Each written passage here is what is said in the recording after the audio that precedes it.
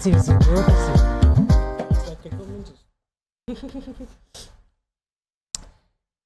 It's Thursday on YourView. Welcome to the show. I am Morayo Afolabi Brown. As always, I have the ladies with me. But get into building. How are you today? I'm fine, thank you. Good morning.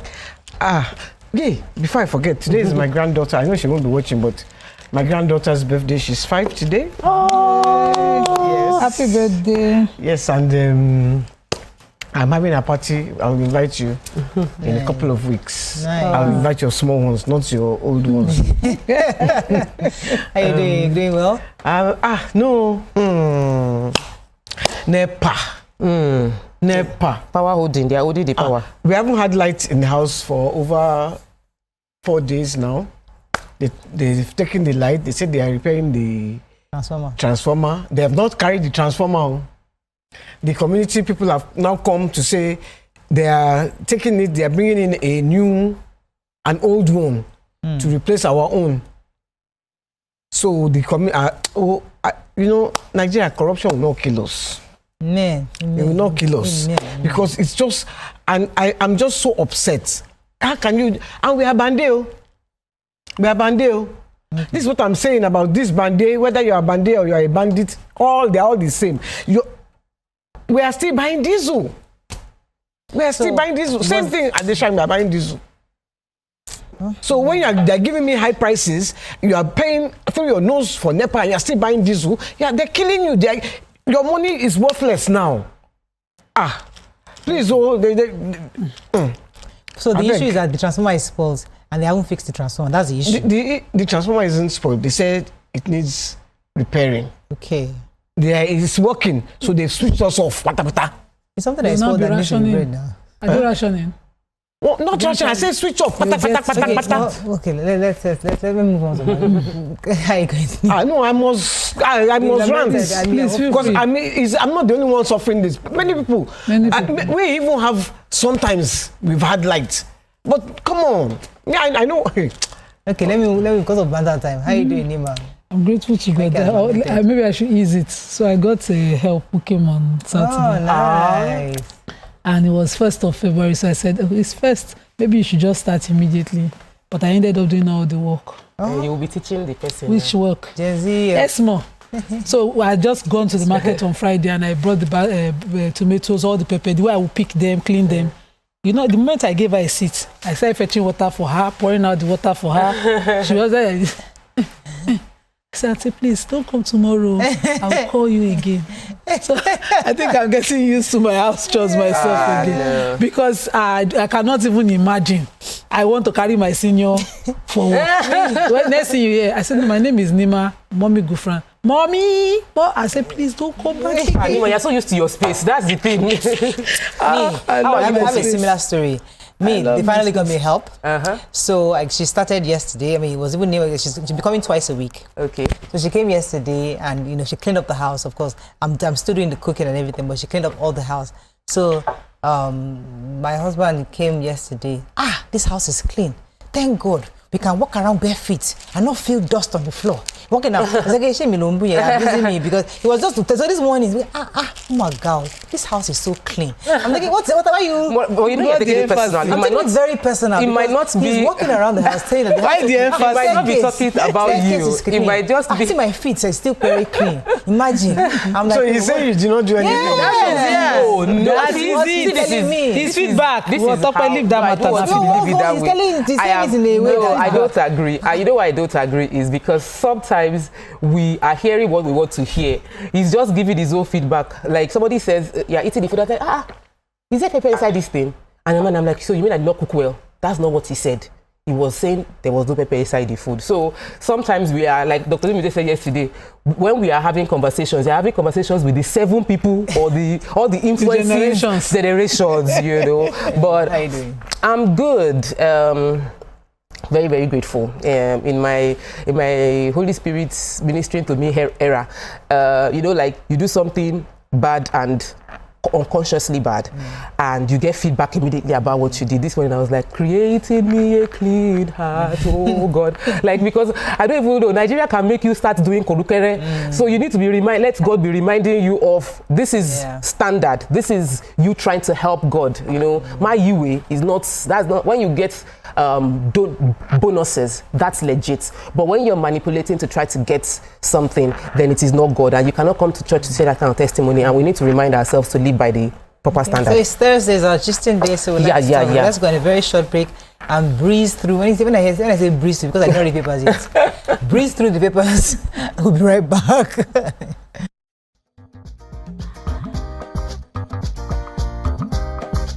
Stay tuned. Your View will be right back.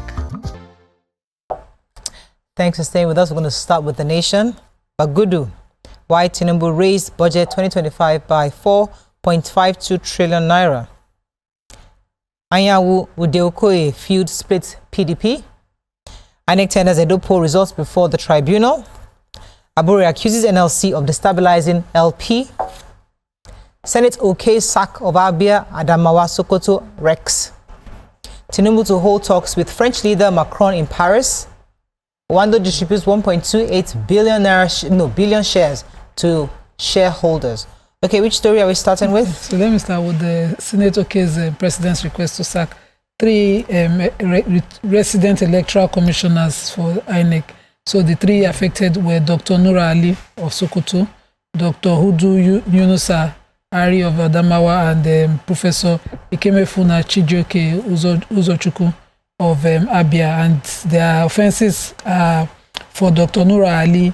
He had, he had been indicted by the Office of the National Security Advisor and the DSS that he was indicted for compromising the 2023 presidential elections and the National Assembly elections by receiving, apart from acts of incompetence, he also reportedly confessed to receiving $150,000 from politicians upon investigation by DSS. Also, the other one, Udu Yunusa Ari, who was suspended from Adamawa, he was suspended by President Buhari because, you know, he had some cases indicting him of usurping the powers of the returning officer, which is that of the INEC, to declare the governorship elections. And then Professor Uzochukwu was suspended for undermining election processes by mishandling logistics and abandonment of governorship and state assembly elections, as well as his refusal to reschedule supplementary elections in Abia State. Okay. And so now the motion was moved on the floor of the House by the Senate leader, Okoyemi Bamidele, with after the letter written by President Bola Ahmed Tinubu requesting that he should be allowed to sack them and replace them. Okay, so talk about the major headline. The 2025 budget, according to this report, was increased from 49.7 trillion to 54.2 trillion to strengthen key economic sectors and infrastructure, says the Minister of Budget and Economic Planning, that's Abubakar Atiku Bagudu. He was saying that after the president had urged the National Assembly to increase the budget by 4.5 trillion naira, his letter request was read by Senate President Godswill Akpabio.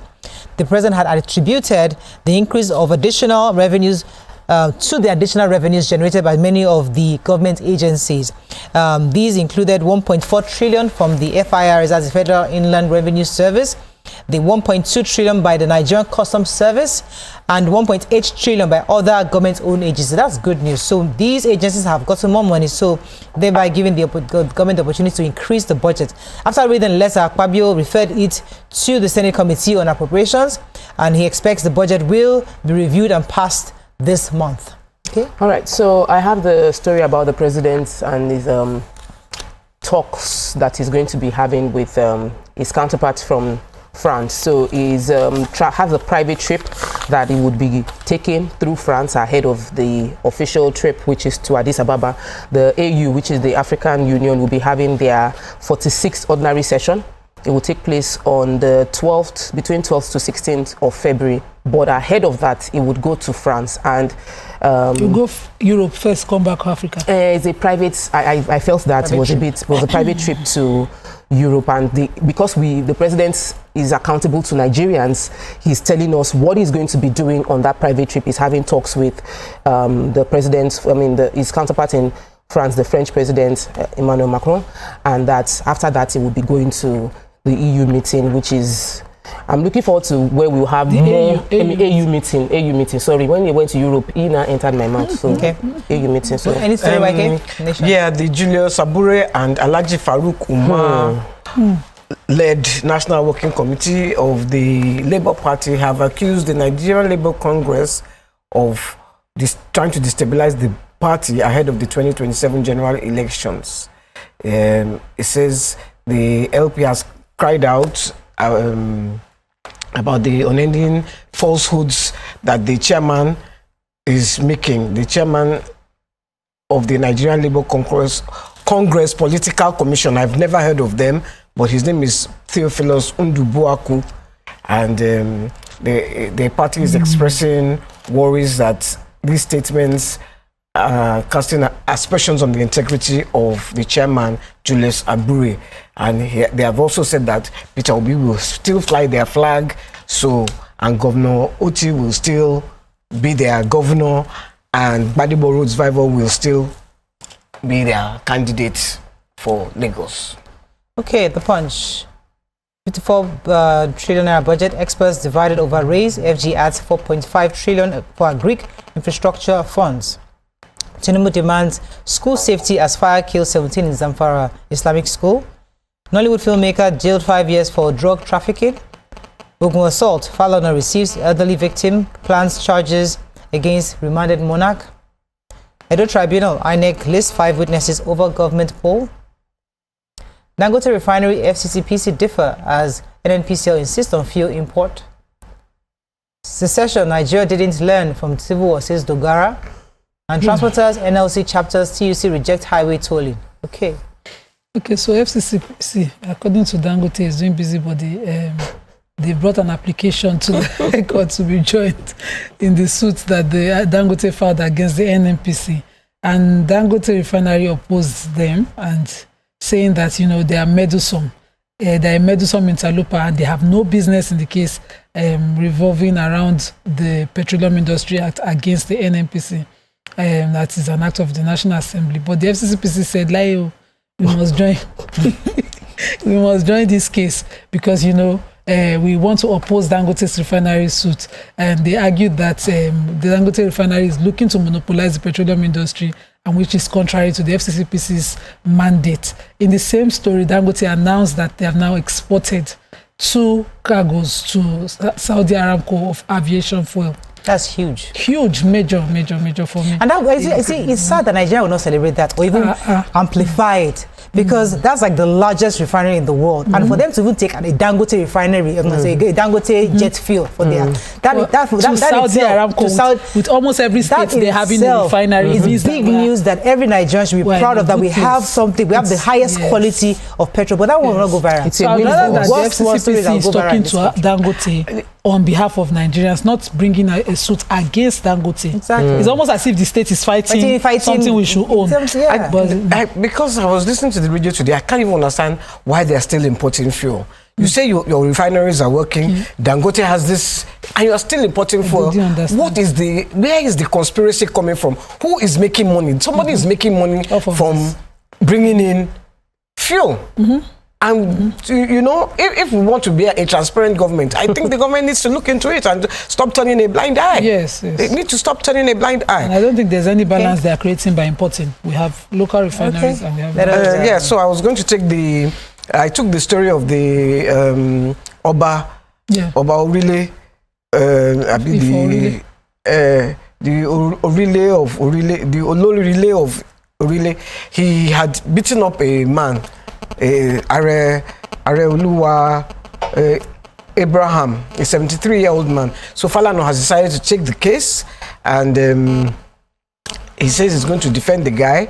Meanwhile, the guy is in jail because he couldn't perfect his bail conditions. So the police have said he's still here until he can perfect. Oba will not feel perfect. Perfect your 5 jail million condition. Bail to the tune. That it's not like they'll bring the money. It's the person that is worth the money. Didn't have. Oh, you wait a bit person anyhow. You see how he was cursing that man in that video. I watched it. Nima, I watched it. Drama will be plenty today. We are going on the break at the end. Sorry, Jerry. Let's go a very short break. When we come back, we continue our review. Stay with us. We'll be right back.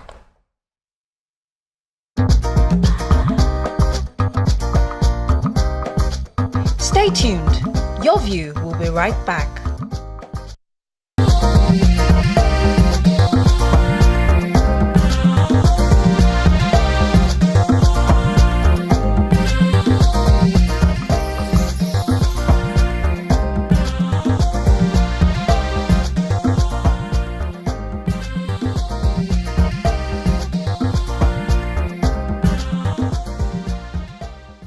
Thanks for staying with us. Still on Punch? Yes, I have a story. The president, through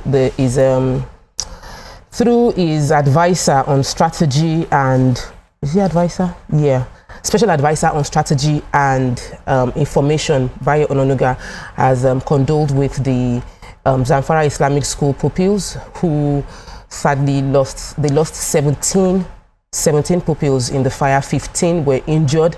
This fire, they said, took place based on the burning of corn stalks, and it engulfed the entire shelter. The shelter actually had 100 students, so it could have been worse.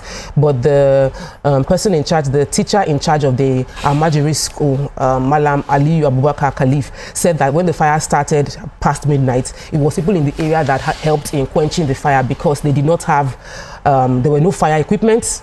There were no functional fire equipment in the area, so it was just fire station. It was people. There was no fire station, so it was people within the area that helped in quenching the fire, and that led to the loss of 15. They say 15. I mean, 17 people were burnt to ashes, 15 injured, but out of the 100, it's still really a very, very sad story. It's very, very sad story. I'm really looking forward to, maybe it exists, one local government that says, you know what, I'm going to make my own local government the model local government in this country, where it's about getting fire stations, getting your gutters clean, getting all your schools well equipped, all the major basic activities. They'll be coming to learn from your local government. But it's so sad, because you can't blame the governor, you can't blame it is a local government problem. Why is there no something to quench except fire? For Lagos, where will you see them?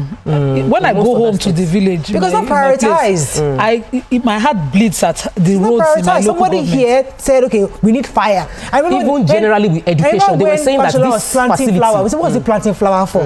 But we now eventually saw the flower, because then we didn't understand what is the planting flower.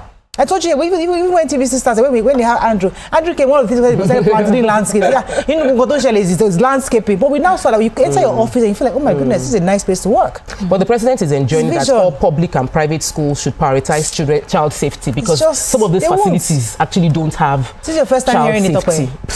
It's not even just schools. Private companies, even government companies don't have all these facilities. Of course, yeah. Health and safety awareness. It's just sad. I mean, there's a story Nima is going to take, I think, in Vanguard or something. I was going to take the story. About the hospital that was built 5 times. I never left the ground. Let me finish the point. The Federal High Court in Lagos on Wednesday convicted and sentenced a 40-year-old American-trained Nollywood filmmaker Mbadiwe Emeka to 5 years imprisonment for trafficking 17.30 kilograms of Canadian loud cannabis sativa, a narcotic drug similar to cocaine, and heroin. Wow. Justice Ambrose Lewis Alagoa handed down the jail term after Emeka pleaded guilty to the 2 counts of unlawful possession and importation of the drug by the NDLEA. I'm just happy we're having convictions. So there are some convictions that we must be really celebrating. Okay, Daily Sun very quickly. Import license dispute. NNPCL Dangote no faith by March 18th. ICPC chairman, how government officials paid for ghost hospital 5 times. Why APC will win Anambra governorship election, says National Secretary. Tinubu raises 2025 budget by 4.49 trillion to 59 trillion. And Reps panel Elders Forum beg Tinubu to release IPOB leader Nnamdi Kanu. Okay, let's start with this, your 5 times hospital that Waike was talking about. The chairman of the Independent Corrupt Practices and Other Related Offences Commission, Dr. Musa Aliyu, was speaking at a media parley, an interactive parley yesterday in Abuja, and said that that there was a project that was funded 100% 5 times. Yet the project, which is supposed to be the building of a hospital, they don't even see foundation. They don't even pour sand on the grind. Talk less of to see foundation. That nothing to show for it, and they budgeted it 5 times, fully paid for it 5 times. Corruption. So certainly it was the conduit. And what state was this? He didn't mention the state, he didn't mention individuals, he didn't indict anyone, just was I mentioned that instance and said we cannot continue like this. This is the problem of corruption. He also mentioned another instance and at an MDA. He didn't mention the MDA. He said one of the government officials in the payroll listed his wife and his son, who was a student, as staff members, and they were paying them. And that student was son was just a student. And he says that we cannot continue like this. He talked of the role of the media, how the media must help in reporting corruption in the country, and urge the practitioners and well-meaning members of public to sign up to fight against corruption. But I forgot to mention. Wish he mentioned somebody. This part of Daily Sun, the Sun Governor of the Year award, Tony to do more. He was going to Soludo and Mufwa and got the award. Congratulations to them. Any other story in Punch? Yes, we've been the story of our budget. So the budget had been submitted before, but now there's an upgrade to our budget. The Minister for Budget and Economic Planning, Atiku Bagudu. I took that story. He didn't hear me. Jesus. Go ahead. You might have a different angle. Go ahead.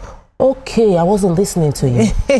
But the only thing that I found interesting, because you have already distracted me from the story, is that there's a defense for it. Many people just felt like it was an escalation, but it's not just an escalation, and there's improvement in our revenue as well that they are planning to do. I said that too. That if I did not listen to you. And customs putting money. Can I sit down here and I did not listen to you? Moving on now to Vanguard. Experts warn of dangers as Tinubu jerks up 2025 budget. How government officials paid for one hospital project 5 times. Okay, same stories. Find a story of not taking. Petrol ex-depot price dropped by 2.7% to 895 per litre. Lagos Assembly crisis. Miranda survives as Tinubu fails to meet GAC team. Some strange ECOWAS members may opt to return, says presidency. Electoral fraud. Court sentences Varsity Don, Professor Udok to 3 years in jail. And Owando said to distribute 1.28 billion additional shares to shareholders. Okay, which story? So let me take the story of Ondo State. The lawmaker representing Ilaje Eseudo, federal constituency of the state, Honorable Donald Ojogo, has asked the federal government to declare the oil-producing coastal communities within Ondo State as a disaster zone. He said that it is requiring a national emergency. His request is that urgent importance, sponsored because of the stress and the need to save the community from extinction as a result of ocean incursion and ocean surge. He's also asking that the amount of, he explained that the community amounts to about 5.8% of the oil produced, 60,000 barrels per day in the oil produced within that community, and they are facing devastating sea incursion, which is that the water is carrying them away, carrying the entire community away. That over 2 decades, hundreds of homes destroyed, properties have been destroyed, displacement of indigents, and this is a money-generating community, and that it should be treated with emergency. Since it's the area, he said it is disturbing scene. If you see it, that international and national broadcast channels have termed it as a depiction of negative and ecological impact images, that it looks bad. So for me, I think that we have enough ministries that can solve this problem. Serayeku went on that and reported. You should see those pictures, and thank you for taking it. So the lawmaker is doing the... I watched it. I always watch her... her stories. Her reports. Yes, her reports. They're very, very enlightening. I was going to take the Akwa Ibom State High Court has sentenced Professor Ignatius Udok to 3 years in prison for electoral malpractices. He came to court in a wheelchair and he begged the court to... We've seen that before. Thank you. Next. As in a soft landing. And the court, on first count, they found him not guilty. On count 2, bordering on... they found him guilty of the publication of a false result.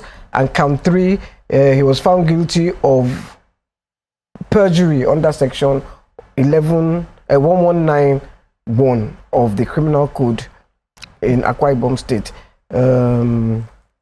He was given 3 years in jail. Okay, I think that's all we can take on review this morning. When we come back, we have a special feature for today. Stay with us. We'll be right back.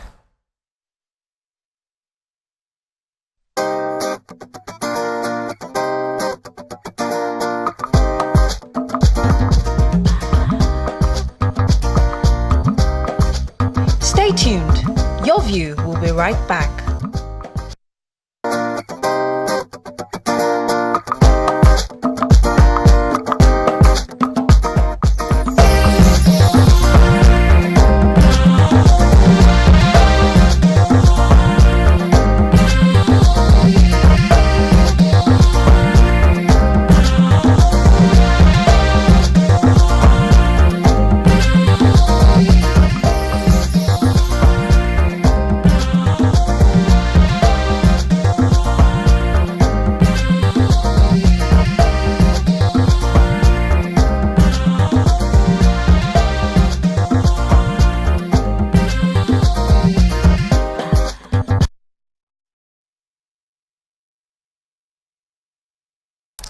Thanks for staying with us. So this morning we'll be discussing the upcoming High Net Worth Summit of 2025, themed Mastering Business, the Global Blueprint.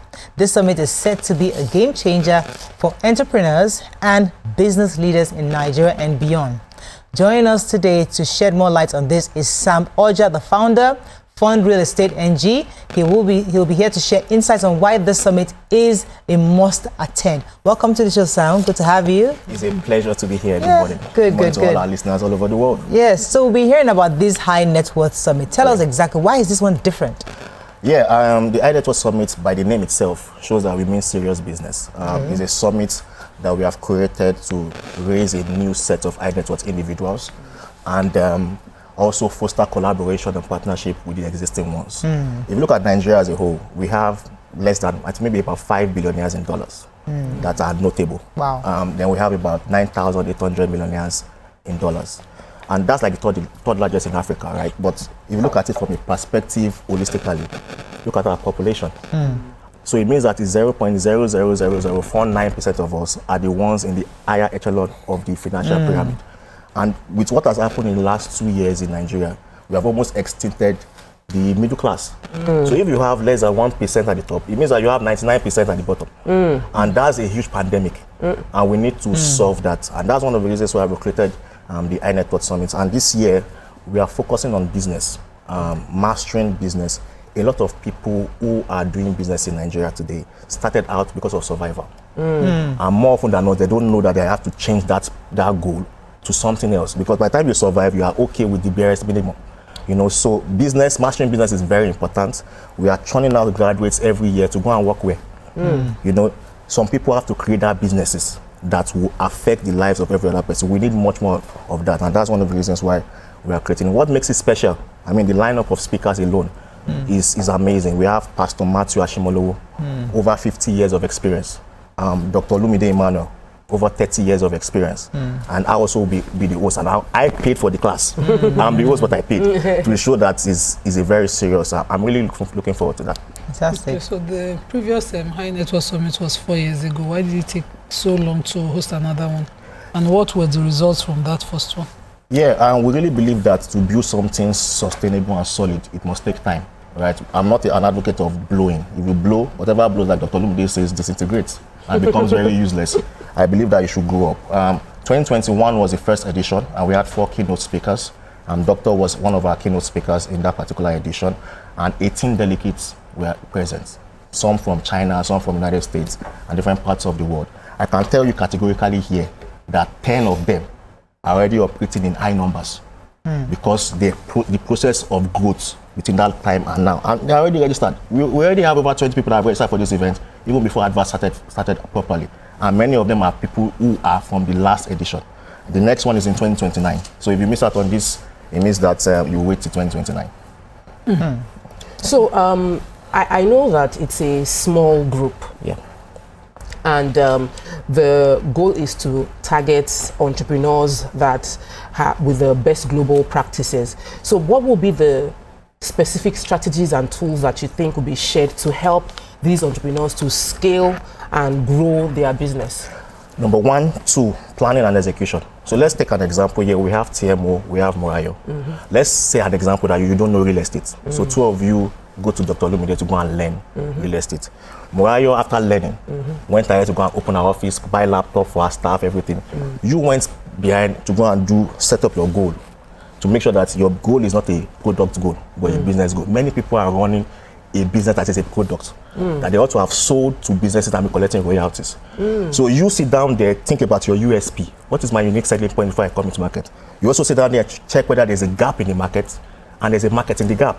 So all those things are what you do. Meanwhile, she started a car, put her leg on the gas, and zoomed off.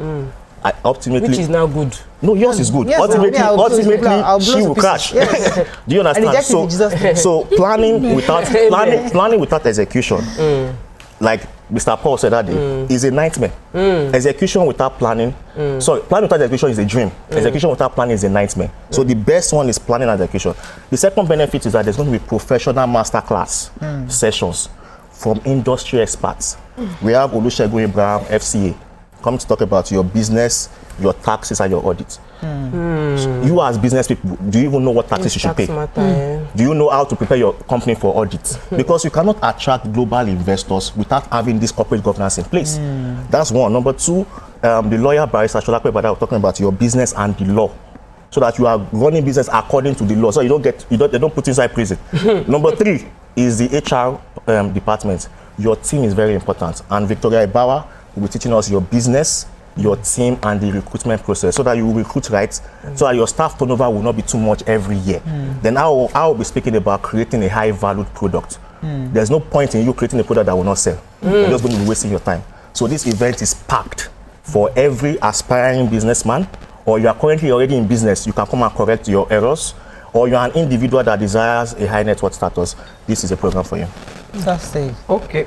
What challenges do you think the Nigerian CEOs face, and how will you address them? Yeah, I must first salute every Nigerian CEO, because doing business anywhere in the world is very difficult. But doing business in Nigeria is even much more difficult because, number 1, the business environment more often than not is harsh, right, to innovations and to inventions. So that's one. Number 2, the problem, one of the problems they face is problem of collaboration. Many of them are doing things that they're meant to collaborate together. For example, now you have the end-to-end process. Let's take a business of agri-business, for example. You have the planting of raw materials, you have the processing, you have the packaging, you have the advertisement. You see many Nigerian businesses that don't have the capacity to do only one of them, to do all of them. You're meant to just focus on one. The other is focus on packaging. Then start doing backward integration when you have grown. You know, these are some of the things that information also. Many Nigerian CEOs don't attend programs. Ask TMO how much she pays for classes. Several classes that we have been together. So it is very important that as a leader of an organization, you don't stop learning. You continue learning. And with that, you have association relationships that can help you. One client sometimes is better than 100 clients. You pack 100 clients together and the entire sales is like 100 million. And one client does 1 billion for you.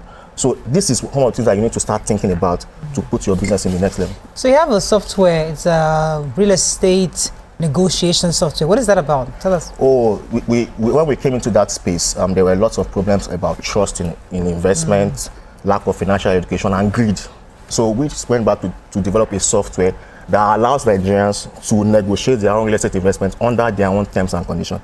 So that nobody's giving any return on any ROI ahead of time. So you go to your software, input how much you have, that's fundrealestate.ng, the interest and the duration. You will not believe, Morayo, how much Nigerians are greedy. You see people negotiate on that platform 20 million, 3 months, 50%. We have rejected over 4.5 billion in 18 months as a cooperative society. If we were Ponzi scheme, probably have taken that away. Many Nigerians have money, but they have greed, they have lack of financial information, and that's why we created that software. But the one that is coming, the free app, Fund Real Estate is the John the Baptist. This one is the Jesus Christ. It's a national solution, and I'm saying it's not right here on national TV. If you're a bank CEO, this is a real estate banking software reach out to our marketing team so that you will not be left behind, because we have over 5 of them already on that particular platform. We're about to launch that app, and at the iNetwork Summit, people that are residential with us will have a preview of what that is, and they can also buy equity in what will become a unicorn. Okay, so what are the special early bird rates? Then, yeah, because our viewers might be interested. Yeah, we have early bird rates that is expiring on Sunday, February 9th, 2025. It's going for 750,000 naira if it is non-residential. That means you are going home and coming back for 2 days. But if it is residential, it is 2 million naira. But the deal we are doing here for YourView listeners, this is my first time here, so I would like to do a deal for us. Ooh, nice, I like it. So pay 750,000 naira and bring a +1. Okay. So if you are a business person, bring your second in command. You cannot just be the only one hearing these things, right? If you are an husband or a husband, bring your wife. So that's for those who are going and coming. Going and coming. Also for the residential too. Just pay 2 million, bring somebody that you can share the hotel room with. Because I'm not giving you a separate hotel room. We have already settled Marriott for everything that we are doing. Okay. But just bring a +1. That's the deal for YourView listeners. Thank you so much. So they pay 2 million and get 2 people. Yes. As opposed to 750 where they don't get accommodation. Yes. Okay. 750 also gets 2 people into the hall, but it's non-residential. So let's have 2 million. your final comments on this. I mean, yeah, I mean, a journey of 1,000 miles begins with a step that is taken, not a step. So I really hope that many young business people, especially young business people, for you to be outstanding, you must be doing things that your mates are not doing things that people that are older than you are doing, especially wise ones. So take that decision today, make your business a very, very structured one, and I'll see you at the HNS at Lagos Marriott next week, Thursday. I mean, congratulations on this your event. And I just, also, while you were speaking, I was remembering Mr. Ezekiel, when he came to the show, and I was thinking to myself, like, a lot of young, successful people are very down to earth. They're not like your typical, not as you see in Yoruba movies. What I'm saying is that you guys are very down to earth, and I think you're speaking to the audience that want to hear you, young people who also want to be like you and even go beyond. So congratulations on what you're doing. Wishing you the best. Thank you so much. Okay, we're going to a very short break. When we come back, we start our hot gisting topic today. Stay with us. We'll be right back. Thank you. Thank you. Stay tuned. YourView will be right back.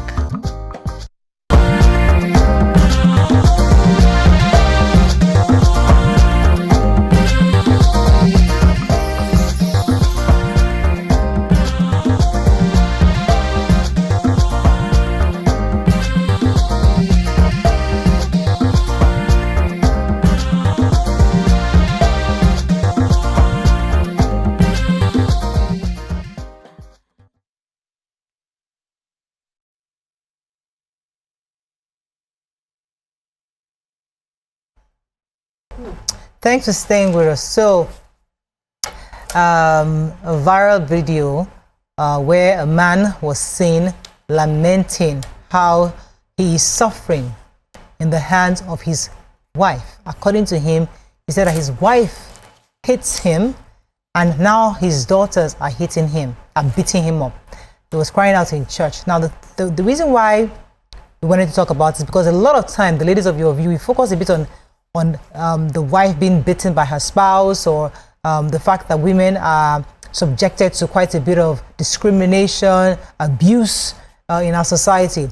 But we seldom discuss the abuse on men, especially in many quarters around the country, where men feel that they are subjected to torture, violence in their home, and they can't shout because, hey, first of all, for their personal ego, their family, they don't want anybody understanding or seeing that they're being beaten up by their wives. I've shared this personal story many years of a couple that I know. I know the couple, the wife was beating them. The man was a pastor, was a minister of God. And I used to go to their house a lot, and you could tell that he was just very calm. He just never wanted to touch this woman. But she knew how calm her husband was, and she used to just, throw a fist at the slightest confrontation.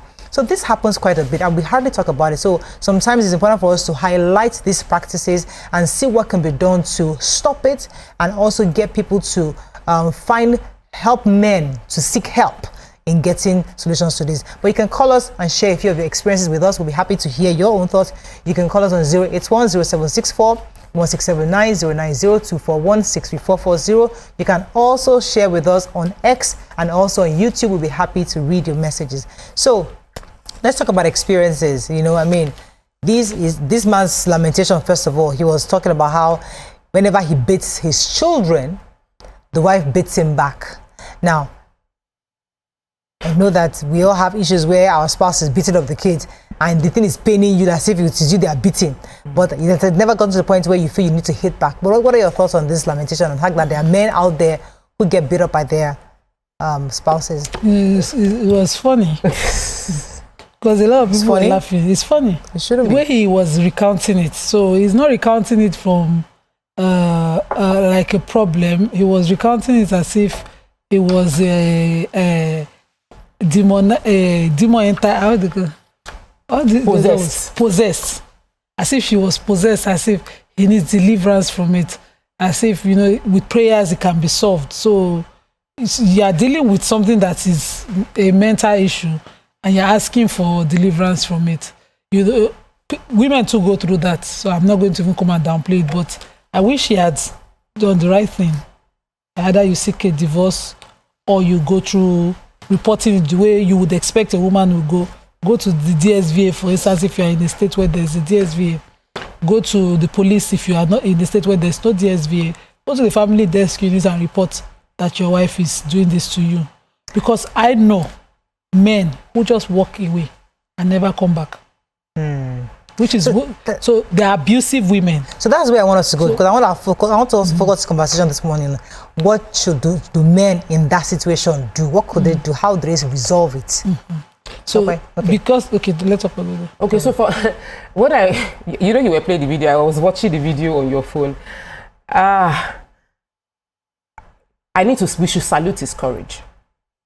It takes a level of courage to admit that you are being beaten by your wife. It is not something that African men do. It's not something African men talk about. So it takes a bit of courage for him to even acknowledge and openly say what the problem is. It also takes a little bit of ignorance to say it the way he said it, you know.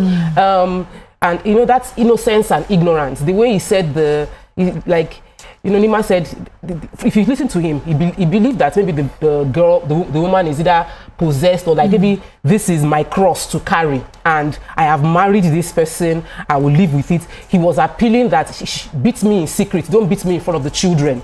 So you will know that this is a case of someone who is in a traumatic situation, has built a trauma bond with the person traumatizing him, and has seen it as a spiritual cross to carry, and is now begging for deliverance that will help.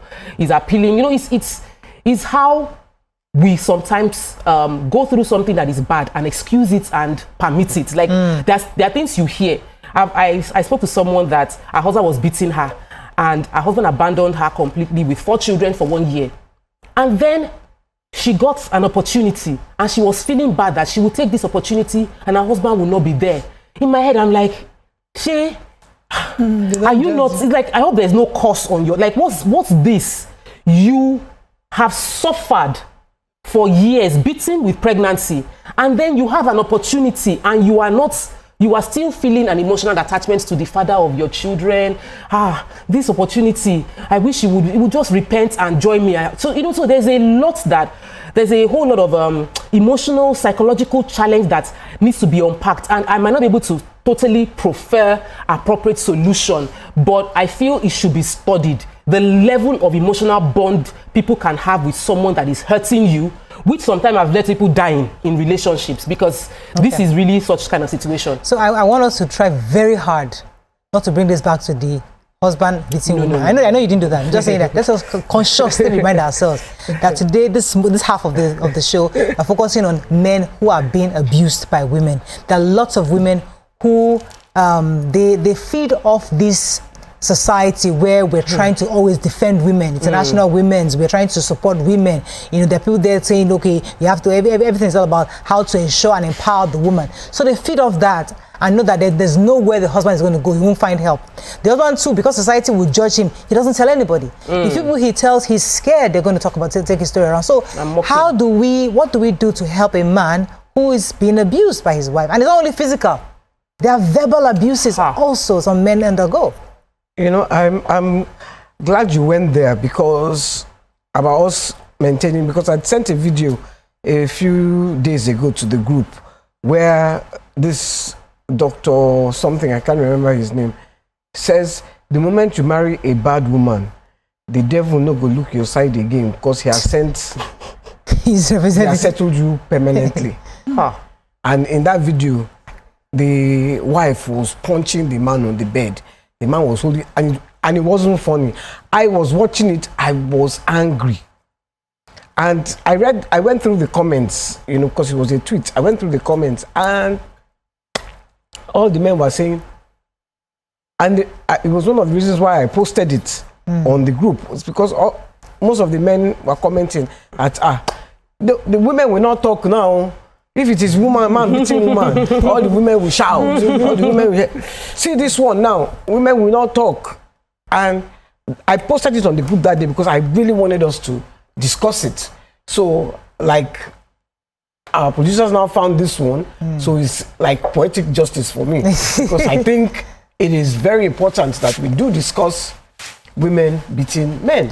Because they do beat their men. And sometimes it's not that the man cannot respond, but he does not want to be seen beating a woman. And he wasn't raised that way. Yeah, you know, he's not exposed to that kind of violence. So he's still confused, and he probably truly loves this person. And he feels that he understands where she's probably coming from. So there's a lot of time where we need to really pack this. But before we move forward, I'm told that we have to disconnect from the TVC news channel because there is a live coverage of the installation of newly appointed monarchs in Adamawa State.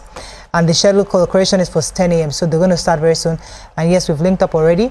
And we'll continue on the terrestrial channel and online. So I guess you'll continue on YouTube and watch us on GoTV and on Star Times. Okay, so as I say, let me come to you, Nima, because I know that you've defended a lot of women, and you know, who have been beaten up.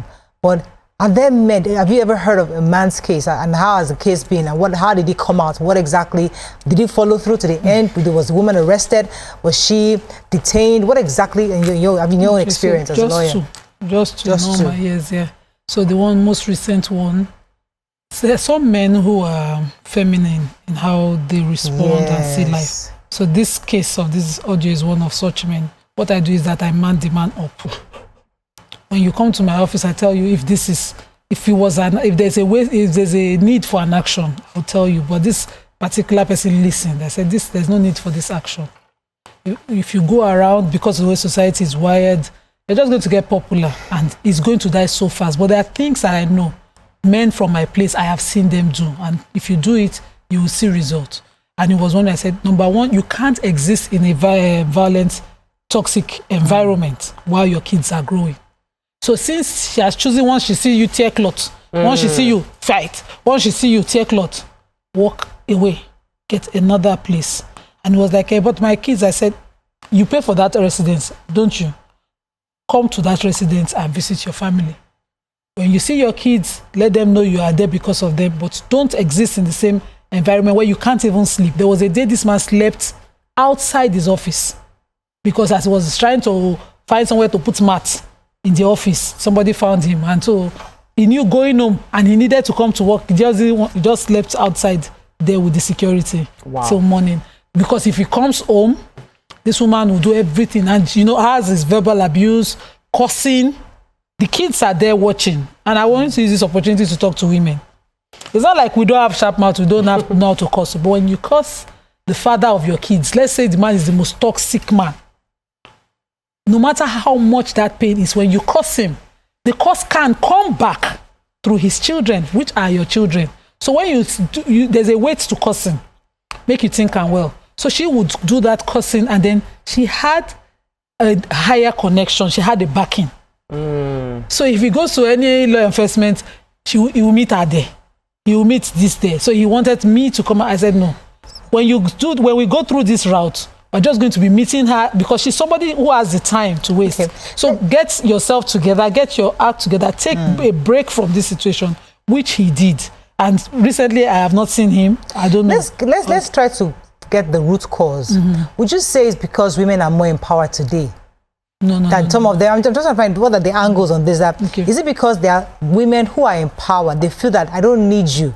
And since I have more money, I'm more financially stable than you, I can get away with anything. You have nobody to report me to. Because there are some situations where women feel that because the man is not able to meet her financial and economic needs in the house, she's in charge, and then she has the right to control him. So does it go back to the question of the order in the home, how it was originally created? You know how we've tried to evolve. In this case, there's a language she used to use.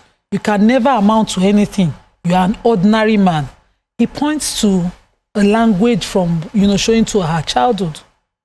That language, she's always saying it to him, and when he hears it, it hurts him and he believes it. And then he goes and he loses maybe a major deal that he's dealing with. So he loses money. And he says, she's the one that is bringing it. It's even spiritual. But if you hear it, you know that this woman herself should be sitting in therapy. Because she doesn't know how to exist. No matter what she has, this one doesn't even have money. It's not about the number of education, and yet she curses. So it's not about whether a woman who is a wholesome person, who is a complete woman, no matter what she has, can love and be loved. Let's go to a very short break. When we come back, we'll take a few phone calls and read some messages. Stay with us. We'll be right back. Your View will be right back.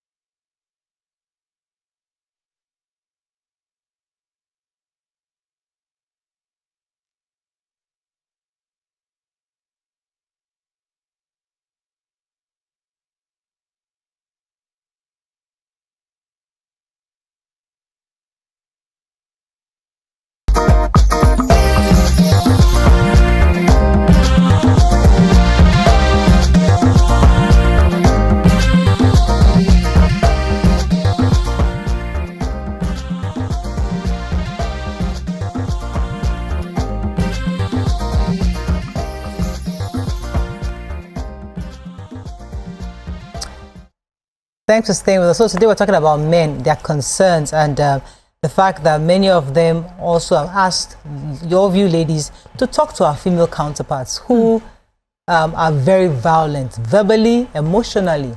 Emotionally mean that you use food, you use sex and all that to deny your spouse, and just because you feel that you have some kind of leverage. And that's why, and the reason why where I want this conversation to go is because sometimes when Yoruba people say, as in,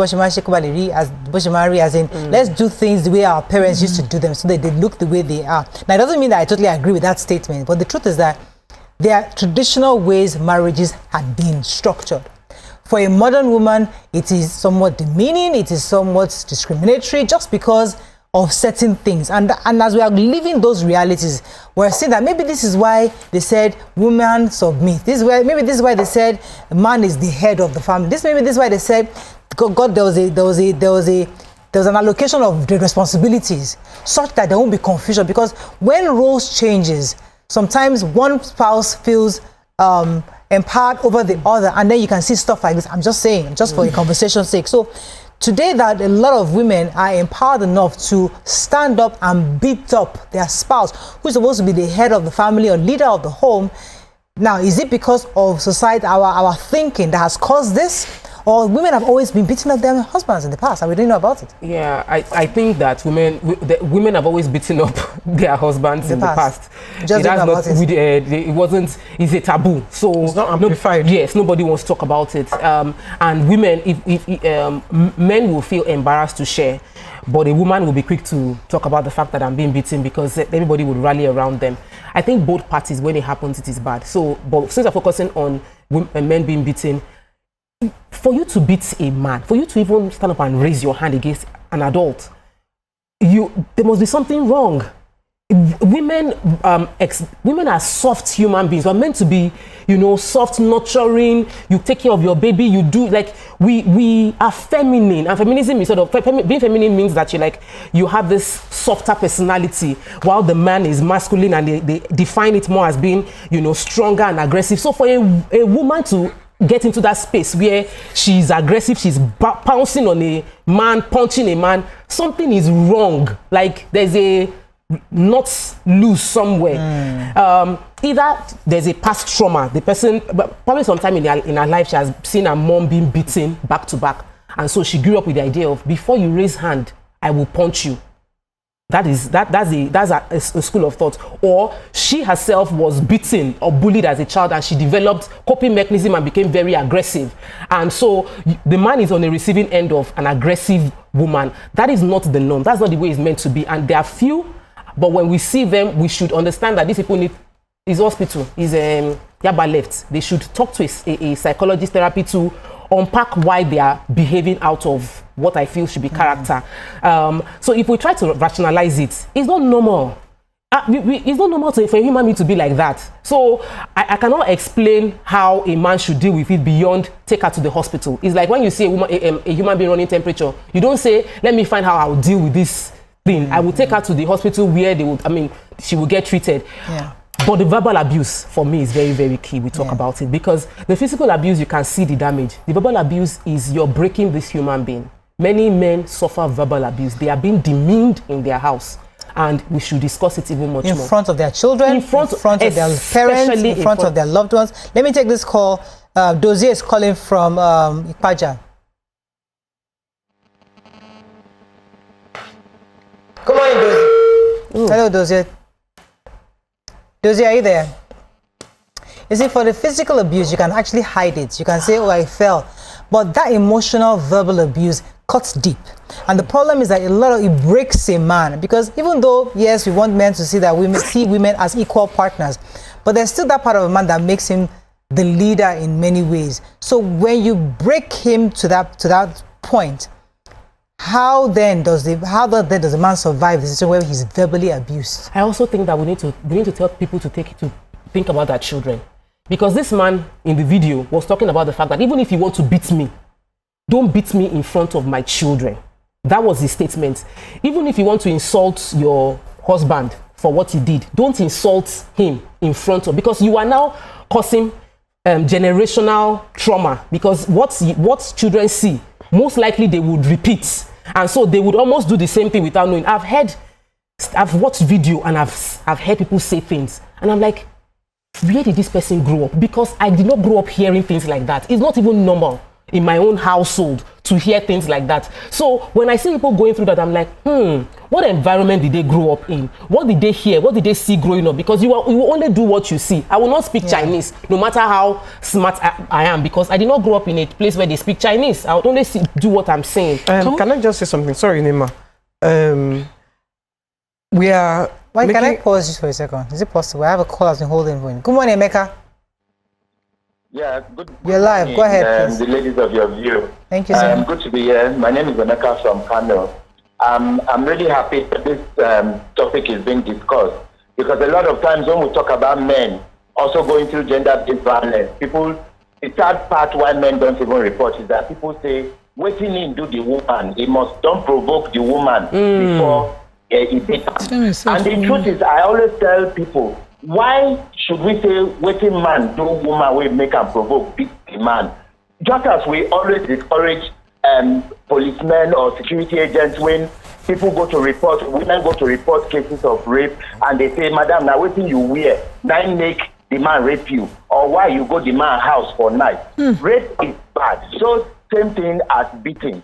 A lot of men go through a lot of gender-based violence, and I'm happy, Auntie Morayo, you mentioned this, that it's not even about the physical. I can't tell you how many times I've visited my friends that their wives are abusing them, not regarding that you know your husband has a visitor in the house. A stranger is in your house. Even if your husband offended you, whatever it was, you just run down the man. A pastor friend confided in me how sometimes when he wants to go to the other room, his wife of over 12 years, this is not just a newly wedded, will insult the hell out of him. So the funny thing here, as someone who is an activist, when we want to say, women, please, don't treat men like this, just as we also tell men, don't beat women. They don't want to own up. That is just the basic truth. They will look for one thing and say it is why we are doing this. And I say, madam, we've always stood our ground, and we tell men, on no account should you beat your wife, or as in no account. So why can't we also take ownership and let the women say, do you know how many times, Auntie Morel, women have slapped men and get away with it? and they feel they've won awards. And I ask these women, this man not the human being. Imagine when he retaliates now. Nobody will see the side that you first slapped him. And this bruises the ego of the men. Men suffer a lot. I've seen instances where men will pay school fees. The woman will come in front of the children and be telling the children, "Now me pay your school fees, though. Your papa not do anything." I heard when you talked about empowerment. I have lived with successful women. God has blessed me with rich aunties, rich stepmothers, and everything. I can tell you, Morayo and ladies of the view. Oh, Emeka. Oh, we lost us. In the world, my auntie will pay the children's school fees. Sometimes my auntie's husband will not have money to pay house rent. None of the children will know. It's we that enter the house we know. She bought her husband a new car and told the children, Go and congratulate your father. Daddy just bought a new car. The wealthiest women are even the most humble that we know. And so, last thing I will say before I round up, can we begin to have more female models, role models, to pass on mentorship to younger girls? Because the rate at which some of these girls are going. Okay. Somebody just has. Thank you very much. Emeka, let me let you go at this point. I was about to say something. Yes. So I was about to say, I hate that as we are discussing this topic, we are kind of making excuses for these women. I watched the video where the guy was complaining to the pastor. The children were there. The man was trying to read something. The children didn't even help him, meaning they have lost all respect for him. The woman was like this. That woman, if I had the power, I would jail her. Straight. She deserves it, because when a man does it, we always say, he has to go to jail. Why is that woman still free? There was no reason, because she wasn't even remorseful. Watch the video. She was not remorseful. She was, in fact, when we get home, the look was, when we get home, I will beat you another beat. I will deal with you. So excuse me, that kind of person, to me, jail. Take her to court, put her in jail. The same way you will do a man. Give them the same treatment you will give the man. Don't make excuses because it's our gender. We keep on making excuses and keep on saying she has mental problem. The men too have mental problem that beats women. Yeah. So let all of them go and spend time in jail. In fact, put all of them inside the same cell so they can beat themselves. Thank you, Auntie Annie, for saying this. So I'll just go and say the second thing I was planning, because I was going to just first of all shout like this. But I was sitting at home the other day and my husband did something. I was like, this marriage thing, people that do 40 years, 50 years inside, they are patient. Because really, everybody provokes everybody. We're sparking off each other. That's the truth, really. And there's a way you must raise female or male. So we are focused as a society on raising female, preparing our girls for abusive men, telling the girls to be empowered so that if you do, you will walk away. Telling the girls to my father used to tell us to do karate and buy us a pen knife when there was rape and all of that. Prepare yourself, carry your, But are we preparing our boys? And that I saw, thankfully, a story my grandfather shared of an uncle of mine whose wife was abusive. Once it happens in my family, you will see my aunties coming and separate their brother immediately. He won't come back home to an abusive woman. That's the way it's done. So you cannot exist in that circumstance and still be trying to be a man. That's the sad part of this case. To the extent that the children have, because you've not been taught to stand up for yourself. As that man is, what do you mean? Your wife has reduced you to a woman. Now the children have reduced you to their mates. Don't let the idiot to a woman. He wasn't taught how to. A man. I was talking to that case I shared earlier, and he was like, I don't have money to rent a place. I said, you don't have any friends to sleep in the house. You can't live there. You cannot be in that situation and you be counting costs. Just the way women used to strategize and save to live. You have to live. Love yourself enough to love yourself enough to live. And that's the first point. But if she misses you, it's easy to live because they also love their children. No. Yes. There's nothing that is uneasy to live. For men particularly, because if you are not the one nurturing at the time, you they breastfeed at the time, you can't exist. And some women postpartum depression is that they are so aggressive, even their child is at risk. So you must live when you need to live. It must be a loving, enabling environment for you to be there. Not be saying you go there. Your kids now find it okay. But where can men find help? Where can they find It will support? start somewhere. Men's help is even easy because you're not, when you leave, you don't have to carry your baggage. It's not. When women, hold on, talk, I'm coming somewhere. When women leave, they have to carry their baggage. When those circumstances I saw growing up happened, my uncles just came back to the village. My grandfather would marry you a new wife who will pamper you silly. You will not remember your pain. And I remember that my uncle living in the city and then how he lived and passed in the village. He started a small life where everything they could plan together. If your kids lose respect for you and you're a man, it's better to quickly catch up and start a family. And now because trendy to work. Yes, start a new family. No, that's the point. Right. A woman must, as you must also create that, and you can't be that wait, video YK shows. Imagine that video. That thing you said. Go start a new family. Because this thing she said is really important. It's controversial. No matter how whatever happens between you and your spouse, you should never be at the position to make your children to respect their father, because it is a really, really bad omen for children to have no regard for their father. It's really bad. But we know obviously that any woman that is already beating and insulting and cursing the man is not thinking straight. So that person is not thinking of the impact on the children. She's just venting. And I beg to disagree with Nima concerning the fact that men have it easy. You see, any man that is already being bullied, beaten by his wife and insulted by his wife will most likely be bullied again by men. YouTube comments is saying that one is not a man. That's a simp. That's what they'll tell you. So the man that is being bullied would go and complain that I just got beaten by my wife. And what would they say? Like they would insult him.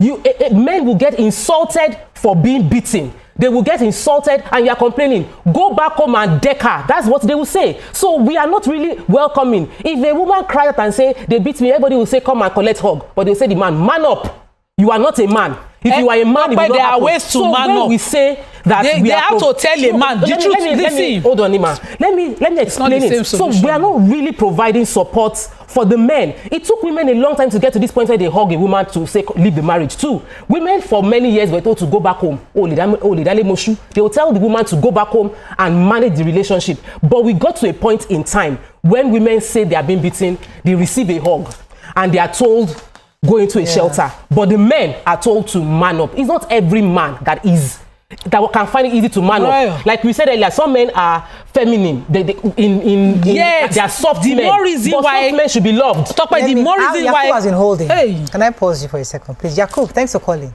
I want to write it down. Thanks for keeping me for long as well. You know, they have increased our tariff.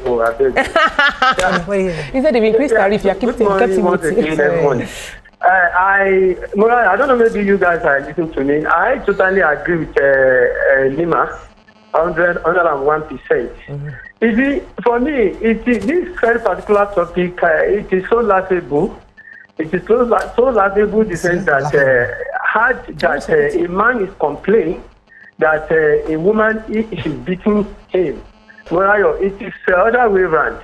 You see, for me, before you even got to marriage, we always said this to women that you should prepare for the second level. Second level means that have a job. If your husband is doing you something, you take a little bit, step faster to a man. Before you even get to marry, do you have a job? Can you be able to take care of your home? If you are taking care of your home and then your wife is doing this, what tells you not to walk away? Because it is a laughable for this. A man coming out telling us that his wife is beating him. I totally agree with his sentiment because first and foremost, can you not just leave the home and go and take another wife? Because if you left the house, they own the children that they already bring you down to their level. Imagine that kind of a nonsense. A true man will leave and then you go and rent another house and continue his life. See this thank you, Yakub. I have to go on a break. Thank you, Yakub. You see, when we say now we can say take another wife, but usually we discuss why would a man leave his family and go and take another wife? There's a whole different conversation. Let me go on a very short break. When we come back, I'll come to you, Nima. Stay with us. We'll be right back.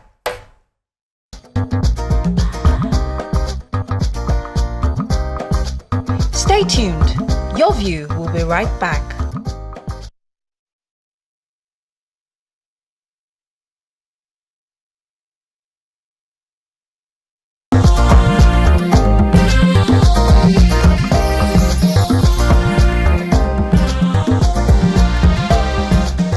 Thanks for staying with us. We're still discussing men being abused. Nima was going to say something. Okay, so I wanted to answer Tope when she said, why would you say to a man, call a man? There are ways, and that the solution is not the same. It's not one size fits all per gender for all genders. They say way you hug your daughter is you will tap your son, and you will not hug your son. You don't want to turn him to a woman. That's the point. He's a man, and a man he must remain. The moment you are hugging him in an abusive, come on, he's no longer 10 years old. If my son passed 10 years old, if he gets hugged, he will be on special occasions. It's not because I don't love him, but because I don't want to raise him. Sadly, I have to use the word. The simp. Hold on, Auntie Eni, hold on, Emma Binu. The solution differs per gender. It differs per gender. A woman might need that provision, but a man with his provision must be able. It's not the cry you want to cry. You don't want to come and cry outside. Let me pause. Why can't she wants to burst? No. Let her burst. Let her burst. I have to answer Nima. Excuse me, Nima. I hate it when they say a man doesn't need hugs. A man is not allowed to cry. Wait, that's not what I said. A man is different from a woman. No, I'm not saying that they're the same. But a man, I think, my belief, should be hugged. I hug my grandson. Yeah. I hug him all the time. Yeah. It doesn't mean he's a woman. I shout at him when he bullies his sister. When you keep on saying men don't need hugs, men can't cry. You have picked one thing. No. Wait, hold on. Let me finish now. No, I didn't interrupt you. I let you finish. No. So when a man is not supposed to cry, is what we bring up men with this psychological problem. They're not emotionally connected. Yes. I disagree. I disagree. Can I say this is what I said? So I have a son. You all know I hug. Every night I sleep with my son, but he's under 10. The age appropriate upbringing, I will give him, and that's me. In context, God forbid he's in a situation like this. What I will tell him is not to come and take or go. I will tell him, yes, and I will not tell him go and beat a woman. I will tell him man up. Meaning is that use your provision and find a solution. Not that you cannot, as a man, you can't be in this situation and you're crying out to people for help. How many people's houses will you go crying? Are you a woman? Yes, that's not the way you'd react. They will be looking for you. Baba Bisala, where are you? You are no longer around. We've been to your house. We've not seen you. When she's ready, we'll talk about it. She must be calm and willing to save that marriage before you address it. If you are talking to everybody, hey, Auntie Annie, hey, this Baba Yaki Nico and slap me. Yes. The disrespect will spread. It will spread in society. I get the angle you're coming from. Gender stereotypes. It's not gender stereotype. No, genders are they're peculiar. They're different. I must address it like that. I don't like when we do blanket statements. We need to none of what we're saying can be mutually exclusive. Your opinion is valid and it's your opinion. So is mine. Because we've seen how men suffer in being able to express themselves. We've seen how we have raised African men not to be emotionally connected. African men don't connect emotionally. And when they do, they call them soft. African men don't understand because we don't raise them that way. And it must be a deliberate effort. Your strength does not mean you're not emotional. I would say hug that man that is being beaten. Hug him so he understands he's valuable as a human being that has emotion and hurts. Then sit him down and we do the pros and cons. What are the pros of this? What are the cons of this? What are the decisions you will need to make? Rational decision, not just brute force. What we see is allow men to use brute force to deal with emotional situation because they cannot verbalize challenges. They are not taught to, as in, vent and release. Women will cry.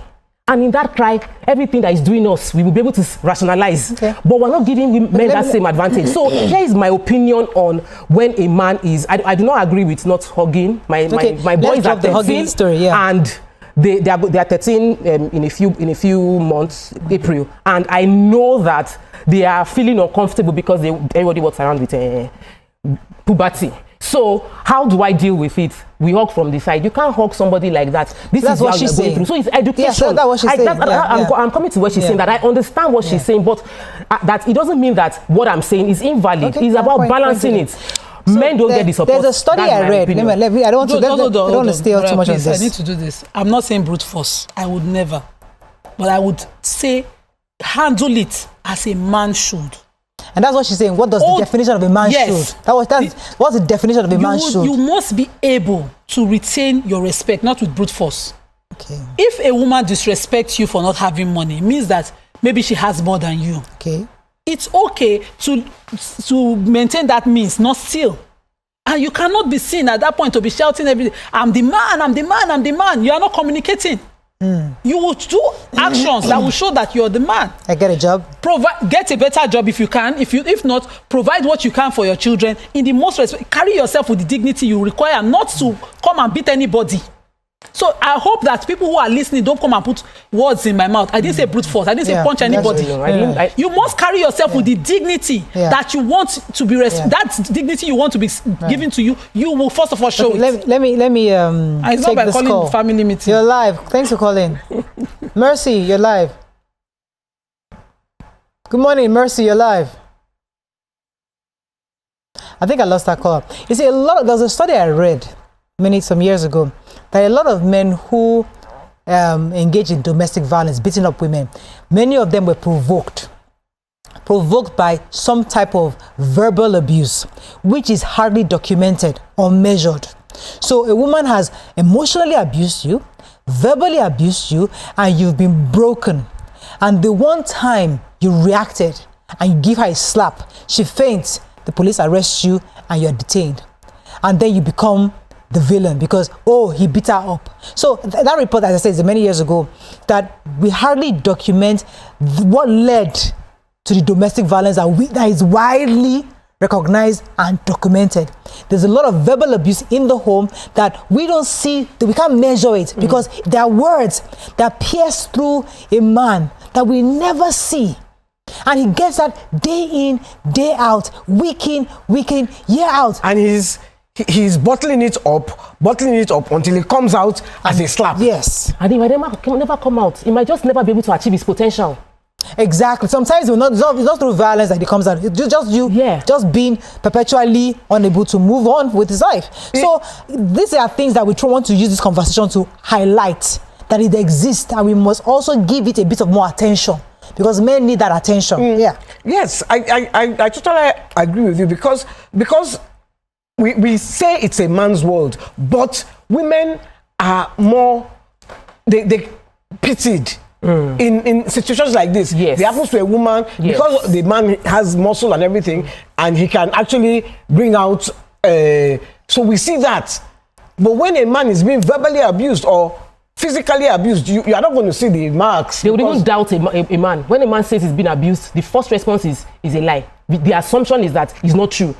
We immediately, until there's evidence, the first question is, you cannot say your little son is crying. Stop it, be a man. No. Men are told, no, I'm not saying you, but I've heard it. Yes. When your little child, the father or the mother will say, what are you, a woman? Stop it. So men are not allowed to cry. Your mother will die. Why are you crying?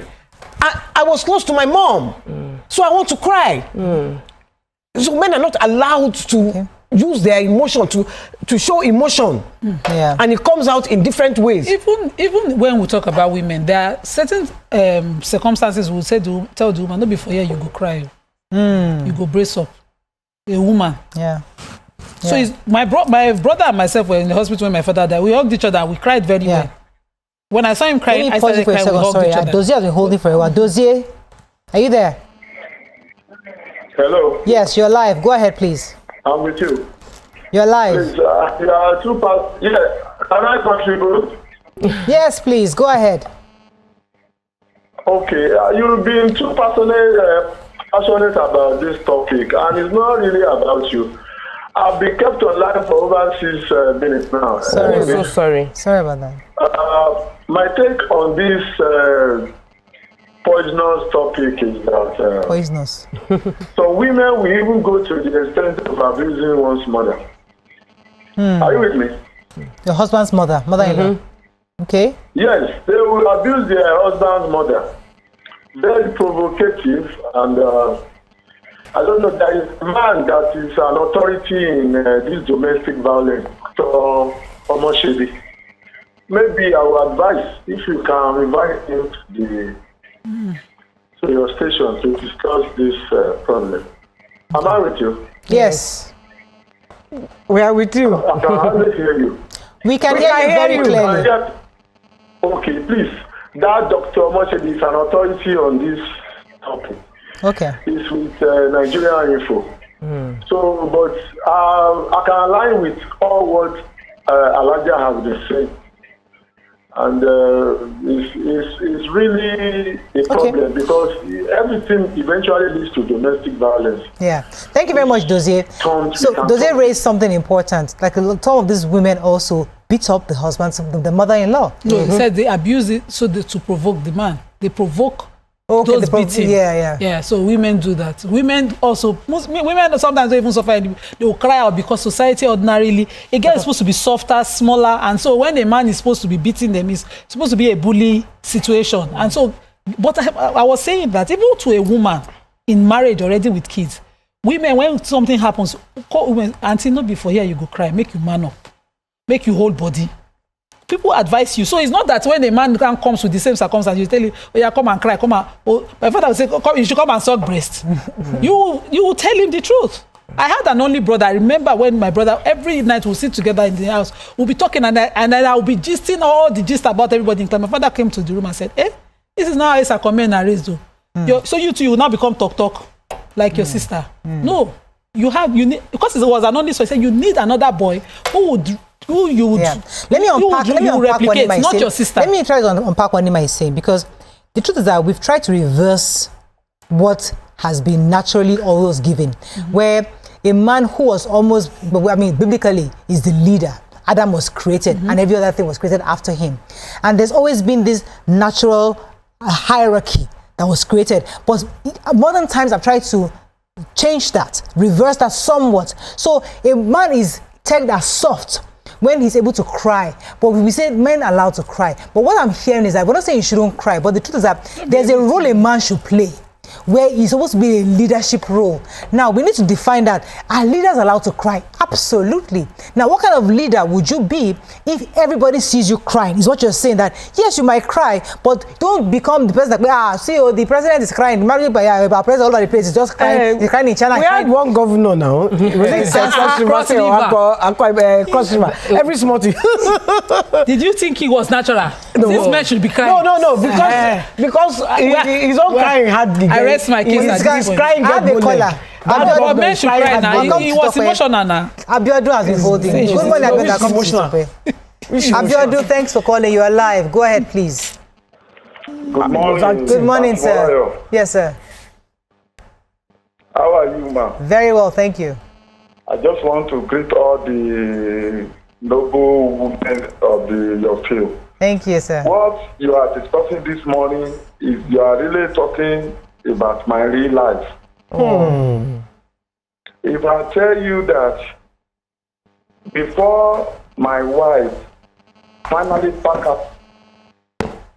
You know this kind of call, they used to lose network. Producer, you call him back. Mr. Abiodun, I better go. We have to speak to Mr. Abiodun because the reason why we do this show is because of people like Mr. Abiodun to understand. So please help us call back Mr. Abiodun. Yes. So you know that there is an expectation that women are soft. And we've seen women who they are strong. They've lost their softness. No, not lost. Please. I'm talking biologically, scientifically proven. They have a lot more testosterone. They are strong. It is not based on being raised. It's not nurture. It's nature. And there are men who also have biologically feminine. It's not about estrogen there. Yes, okay. It's not based on how they were nurtured or anything. And there must be room for people to be how they are. So when we talk about the man needs to be strong, then we ignore the fact that there are men that do not have the capacity to have that strength. It's not in them, and we shouldn't. So if we also talk about you see. There are cases when we have conversations like this, and the likelihood of us just saying this is how we should be, there is no one box that fits everybody. There are men that are naturally wired to man up and they would deal with situations, and there are men that need the other room. other emotional expression. So I was having a conversation yesterday, and I want to listen to the story. You said the other room? No, emotional expression. Room for emotional expression. So we're having a conversation yesterday after the show. Our guest was a diaspora returnee, and she had another guest. And so after the show, we're asking her that, how is it dating Nigerian men?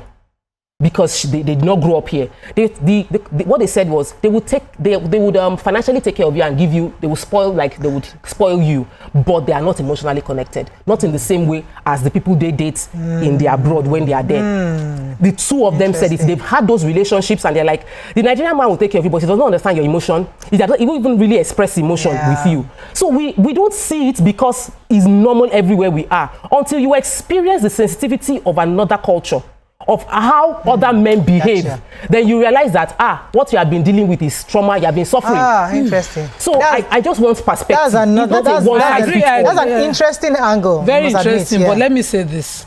I think I have a caller. Aisha, please. Aisha, this is what you do to me. Then when I come back, I'll start out my point. Please, Aisha. The caller will not complain that you've been holding for 2 minutes. Aisha, talk. Aisha, go ahead, please. Hello? You're live. Go ahead, please. Good morning.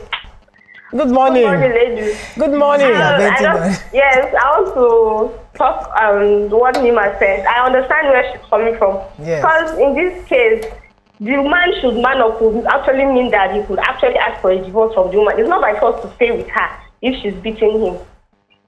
Hello? Yes, we can hear you. So she can actually ask for a divorce and everybody can go their separate ways.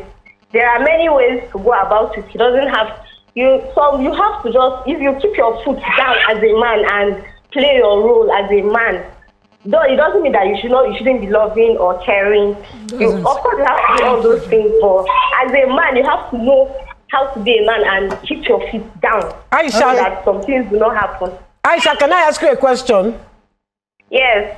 What if the man has love for his wife? He genuinely loves his wife and he doesn't want to leave her like that. He wants her to change. But sometimes love is never enough. Yeah, we say it for both sides. Sometimes love is never enough because if you say you love her, obviously this woman, for her to disrespect you this much, she doesn't have the level of love that you have for her. It's not all the time that you have to be with somebody that you love. Sometimes you have to choose somebody that loves you and not the person that you love, just for your own peace of mind. Thank you very much, Aisha. Nice response. Come to your work. I'm going to share a friend's story after I say this. I understand hormones and how they affect women. I am a PCOS case, which means that I might have some male hormones stronger than my female hormones. I am learning. I had to learn it growing up to be feminine. You unlearn certain things that you call nature to be appropriate because you need to be a mother.